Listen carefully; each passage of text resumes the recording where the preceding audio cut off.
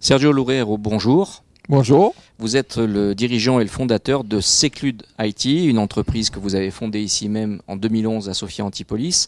Sophia, ça n'est pas vraiment un hasard. Vous êtes un ancien élève de l'Institut Eurecom, un institut de formation au métier des télécoms. Et vous êtes revenu ici sur la Technopole pour fonder votre entreprise qui est spécialisée dans l'édition de logiciels dédiés quand même à un axe très particulier qui est la cybersécurité, c'est ça ? Exactement. Nous sommes éditeurs de logiciels d'abord et on fait des solutions pour aider les entreprises à améliorer leur cybersécurité. Donc, pour faire ça, on fait des logiciels qui font des audits de façon continue sur les infrastructures parce qu'il faut tester et mesurer pour après pouvoir corriger ou savoir si on est au vert ou si on est au rouge. Qui sont vos clients pour ce type de service ? En fait, on a deux types de clients, soit des grands comptes qui sont très matures et où c'est surtout notre technologie innovante et brevetée qui va les aider à optimiser les coûts liés à ces tests. On va passer des tests manuels à des tests automatiques et en continu. Et donc, des entreprises qui sont mûres au niveau cybersécurité. Et d'autre part, on a surtout des grosses PME, même des ETI, qui donnent les premiers pas après le firewall et l'antivirus vers la cybersécurité et qui ne savent pas vraiment où aller ou quelle technologie prendre ou quelle direction prendre. Et donc, c'est dans ce cadre-là que notre logiciel va beaucoup aider parce que ça n'impacte pas la production et ça permet de faire des tests très poussés à la fin, comme les attaquants font tous les jours. Et donc, d'abord, il faut mesurer sa résistance à ces attaques.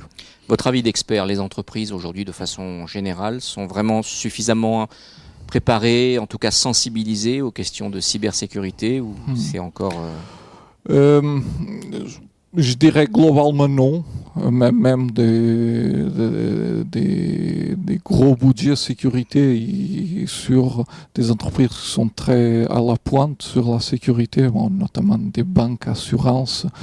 On voit toutes les semaines dans la presse que c'est pas toujours le cas, et c'est pas le fait le corps est bien protégé normalement, mais il y a toujours une porte d'entrée quelque part, comme le réseau SWIFT ces derniers temps, qui permet de percer ces mesures mises en place. Après, quand on parle des PME, je trouve qu'aujourd'hui, elles sont beaucoup plus sensibilisées.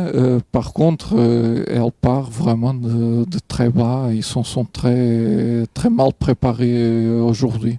Je dirais au contraire des États-Unis, au contraire même de l'Angleterre, où le niveau de maturité est plus important. Donc il y a encore beaucoup de travail pour vous. Oui. Heureusement. Alors vous êtes aussi un acteur de la French Tech Côte d'Azur qui maintenant fonctionne depuis 1 an sur le département. Plus de 1600 entreprises, 23 000 emplois, beaucoup d'échanges entre les participants de la French Tech Côte d'Azur. Vous l'utilisez de quelle manière finalement ? À la fin, essentiellement pour deux choses.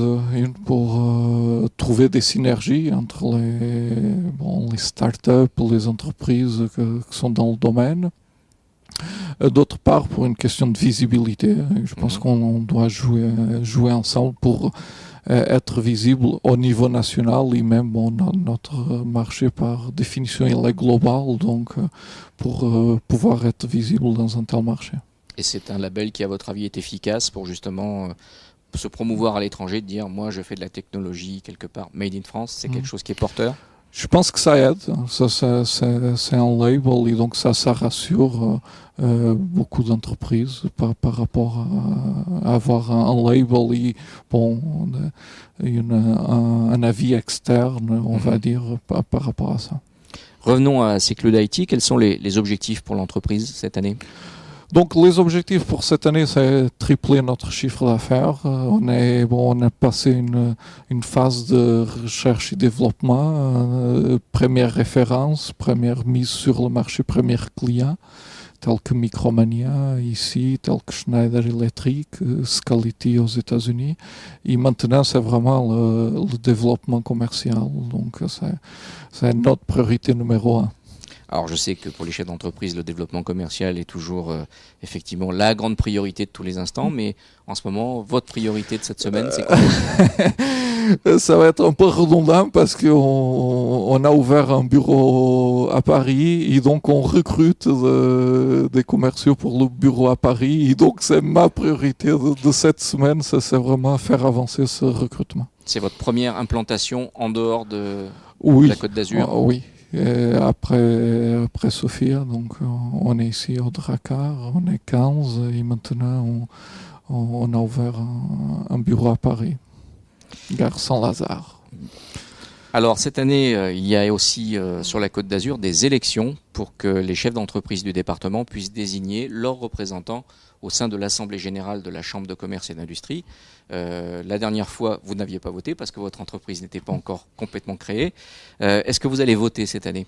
Bien sûr, je trouve que c'est important et encore une fois donner cette fibre innovation à la CCI, tout ce que je puisse faire pour ça, je contribue. Merci Sergio Loureiro. Merci à vous.